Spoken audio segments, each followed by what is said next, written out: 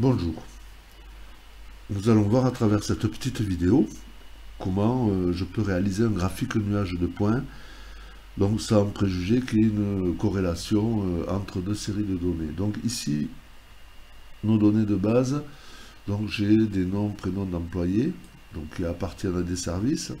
Bon, dans cette première partie, on ne va pas trop s'en servir, mais je l'ai quand même laissé.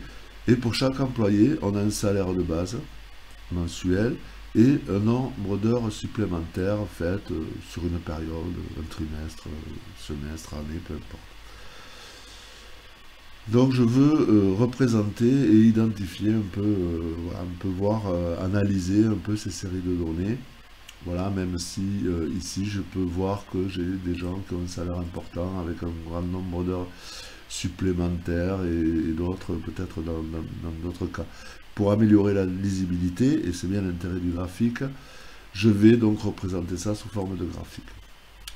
Donc ici, je sélectionne mes deux séries de données. Pour l'instant, je ne m'occupe pas des étiquettes de lignes. Et je vais ici regarder,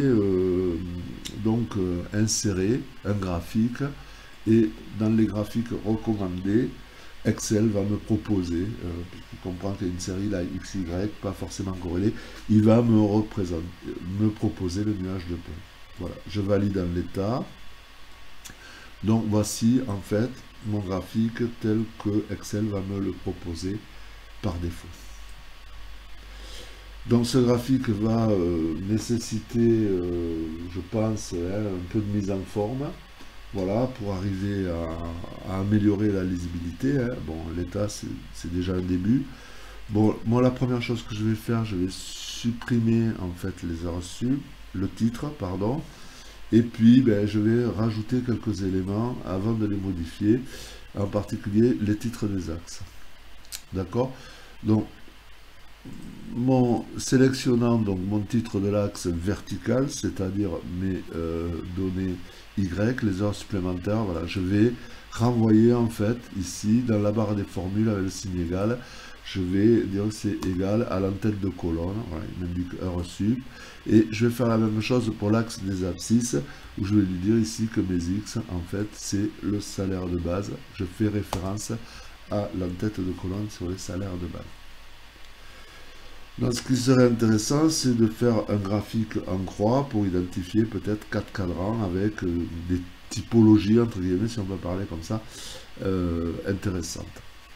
Donc, la première chose, c'est je vais aller donc modifier l'emplacement de mes axes. Donc, je sélectionne l'axe vertical en cliquant là sur l'étiquette de graduation et j'ouvre donc ici mon volet de propriété de format d'axe. Voilà. Donc la première chose que je vais faire, je suis ici sur les options d'axe, je vais lui dire que je vais mettre le minimum de l'axe à 1200 ici, puisque je n'ai pas de valeur en dessous de 1200.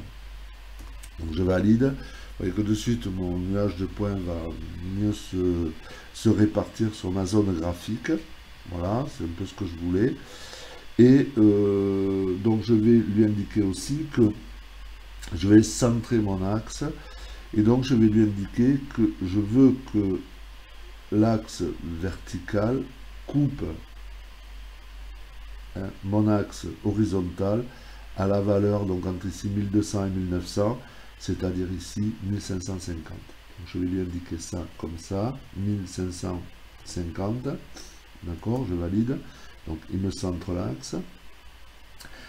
Et je ferai la même chose pour donc mon axe horizontal. Je vous rappelle que là, pour l'instant, on est sur l'axe vertical. Et ici, je vais rajouter une option parce que j'anticipe en fait par rapport à l'autre axe. Je vais lui dire que je veux que mes étiquettes soient en bas. D'accord ?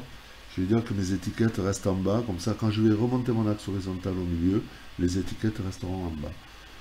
Un peu de mise en forme ici pour peut-être améliorer la lisibilité. Voilà, je vais épaissir le trait. Je le mets à 3 points.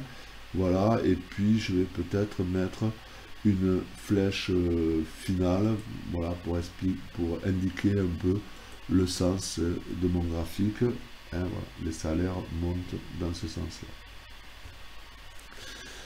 Donc là, j'en ai fini. Je vais faire la même chose pour mon axe vertical, axe désordonné. Donc dans les options d'axe, je n'ai pas besoin de modifier entre 0 et 90, puisque bon, j'ai une répartition de mes valeurs, ce qui me semble correct. Par contre, ici, je vais aller le centrer, c'est-à-dire je vais lui dire, je veux que la valeur que l'axe horizontal coupe mon axe vertical, pareil à la valeur médiane entre 0 et 90, c'est-à-dire ici, je vais prendre 45, voilà, je valide. Vous voyez que bon, il me remonte en fait l'axe horizontal et laisse les étiquettes de graduation en bas. D'accord? Et comme j'ai fait tout à l'heure, je vais venir faire en fait des modifications sur les lignes. Voilà, donc je vais passer donc mon épaisseur d'axe, je sais pas combien je l'avais mis, à 3. Et je vais peut-être ici mettre un type de flèche finale. Et je reprends celle que j'avais pris. Donc, dernière chose ici, par rapport à mes étiquettes, je reviens là sur les formats d'axe, je vais en fait lui indiquer que je veux, alors bon, mon axe est vertical, donc si je lui dis en bas, il va me les mettre à gauche, si je lui dis en haut, il va me les mettre à droite, donc ici je vais lui dire que je les veux à gauche, c'est-à-dire en bas. Donc voilà le graphique un peu mis en forme. Et effectivement, ici, je peux distinguer des groupes de personnes, hein, voilà, sur 4 cadrans, on va dire. Voilà. Donc ici, en haut, au-dessus, nombre d'heures supplémentaires, pardon, plutôt importante. Ici,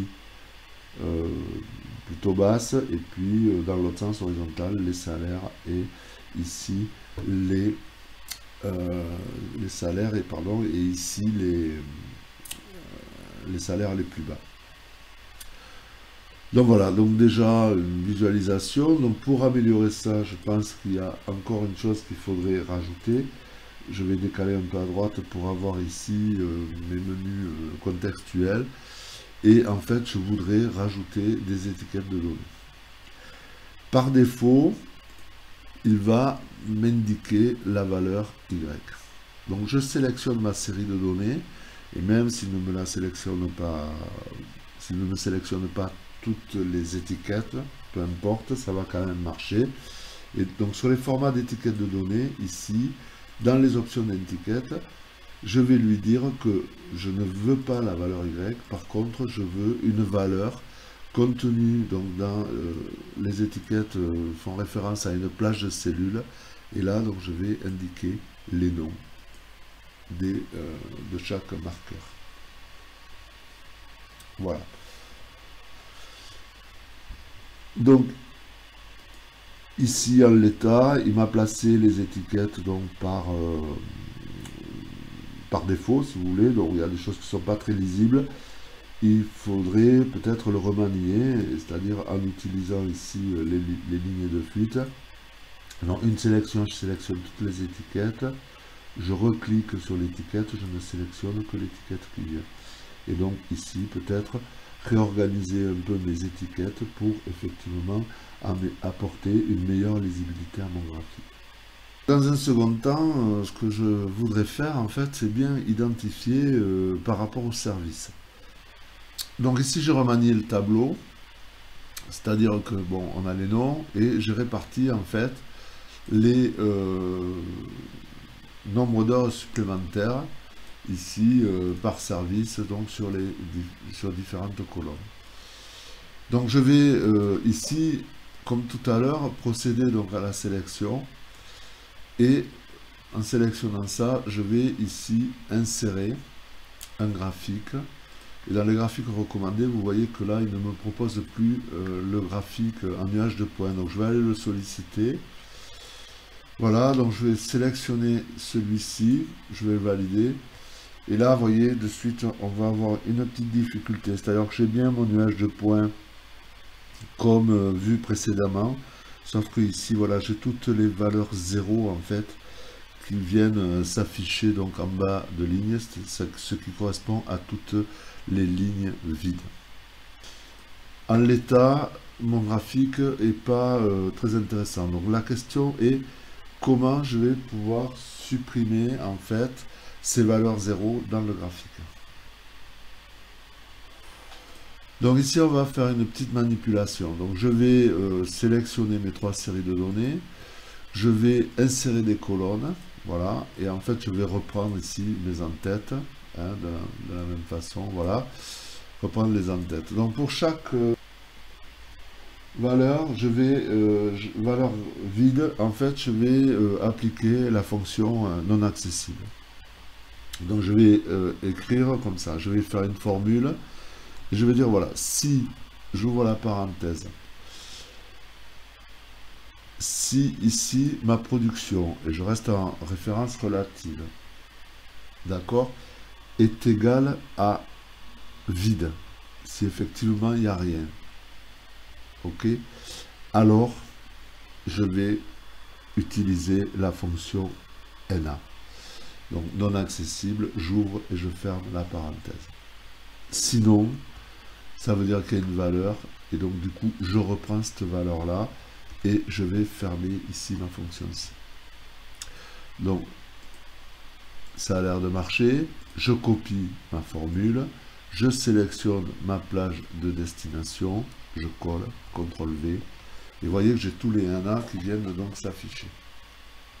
Donc ici, je vais donc supprimer tous ces NA, donc je vais passer par en fait les mises en forme conditionnelles.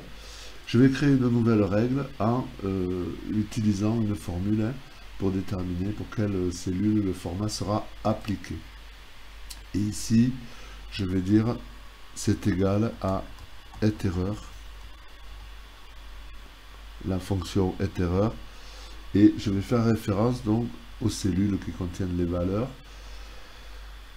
en les rendant relatives, hein, parce que ça va s'appliquer à la cellule. Donc avec la touche F4, je tourne et j'enlève les $, pour ne plus avoir les $, et je ferme ici ma parenthèse. Du coup, quand ma cellule renvoie ETNA, ben, je vais ici appliquer une couleur à la police de caractère, la couleur blanche, donc blanc sur blanc, ce qui va me permettre ici de masquer ETNA. Voilà. Du coup, ici, je peux masquer ces cellules-là, mon tableau d'origine, et je me retrouve avec les fonctions toujours dans les cellules, mais un tableau équivalent au premier. Du coup, là, je vais pouvoir sélectionner mes séries de données. Je vais insérer mon graphique, et je vais aller chercher donc les graphiques nuages de points, et je vais sélectionner celui-ci. Et vous voyez que, pour le coup, toutes mes valeurs 0 ici n'apparaissent plus dans le graphique. Donc ça, c'est le premier intérêt. Voilà. Donc comme tout à l'heure, je vais modifier ce graphique, c'est-à-dire je vais ici supprimer le titre. Voilà, je vais modifier les axes. Donc comme tout à l'heure, je commence par l'axe horizontal. Je vais lui dire que dans les options d'axe, la valeur minimum est 1200. Ok, je vais lui dire que la valeur de l'axe ici, l'axe vertical coupe mon axe horizontal à 1550. Je vais lui indiquer que je veux que les étiquettes de graduation soient en bas. Et enfin, ici, je vais épaissir le trait et le ramener à, je crois que j'avais pris tout à l'heure, 3 points. Et je vais mettre une flèche de feu. Voilà. Je vais sélectionner mon axe vertical. Dans les options d'axe, je n'ai pas de limite. Je vais croiser ici l'axe horizontal sur la valeur 45.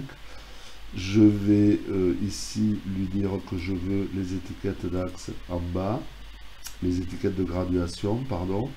Je vais lui dire que je veux un trait d'épaisseur de 3. D'accord, et je vais lui mettre une flèche pour indiquer en fait. Voilà. Donc du coup, je me retrouve ici avec un graphique équivalent à ce qu'on avait tout à l'heure, sauf que voilà, je n'ai pas nommé les axes, voilà, je vais le faire vite fait. Titre des axes, donc mon axe ici va être égal donc à non, heure sup. Voilà, je vais sélectionner ça comme ça. Je valide. Titre de l'axe, je vais y arriver, excusez-moi, égal heure sup. Voilà. Et ici, mon axe, le titre de l'axe va renvoyer sur la cellule salaire de base. Sauf qu'ici, voilà, j'ai mes trois séries qui sont distinguées. Donc production, commerciale et comptabilité, et par un jeu de couleurs. Donc je peux améliorer encore cette lisibilité. Donc je vais sélectionner une série. Alors on va commencer par la production. Voilà, je sélectionne bleu. Ici, je vais dire que je veux ajouter des étiquettes de données. Comme tout à l'heure, je vais lui indiquer que dans mes options d'étiquette, je ne veux pas la valeur Y, mais je veux aller faire référence, pardon, ici au nom. Voilà. Je valide. Donc je supprime ici la valeur X. Donc je vais me retrouver ici avec les noms. Et ce que je peux faire ici, c'est toujours par rapport à ma série de données, je peux aller modifier donc les marques. D'accord. Et donc dans les options de marqueur, je peux garder les mêmes marques, mais je vais les prédéfinir. Voilà, je vais par exemple dire que pour la production, je veux un triangle. Voilà, je le veux bleu, je le grossis un peu. Ensuite, je vais lui dire que ici, orange, je vais rester sur le losange, mais voilà, je le mets à 10 aussi. Ici, je vais rajouter de la même façon les étiquettes de série. Donc je reviens là, je vais aller chercher les valeurs à partir de la cellule ici. Ok, je vais enlever les valeurs Y. D'accord. Et puis je vais de la même façon faire la même opération pour la dernière série de données. Je resélectionne ici mon étiquette de données. D'accord.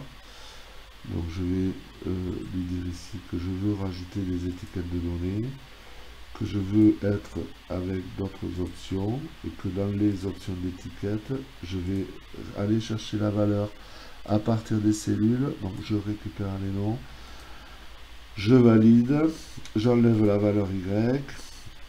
Voilà, et pour l'instant, je vais rester comme ça. Je vais ici resélectionner là sur les marqueurs. Et dans les options de marque, je vais prendre les options de marqueur. Voilà, je vais mettre prédéfini, je vais grossir le marqueur 8-10. Donc j'ai pris le triangle, là j'ai un rond, mais ici je vais changer le type de marqueur. Je vais mettre le carré. Voilà. Et puis du coup, je peux modifier aussi la couleur. Hop, un vert vif. Comme ça, voilà, pour bien distinguer les quatre.